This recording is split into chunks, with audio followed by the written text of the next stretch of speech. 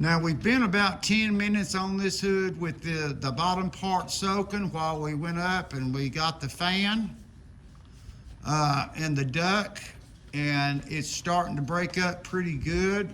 I'm going to do a little bit more right here around that old light fixture that needs to be replaced, and show you when I spray how it's starting to, the grease itself is starting to run off even by itself without having a washer applied to it yet.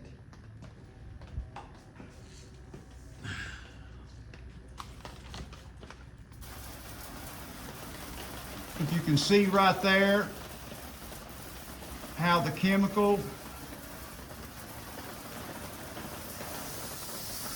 is taking the majority of it off right now.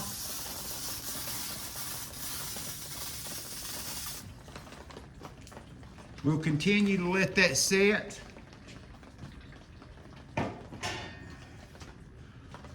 While we get our washer ready.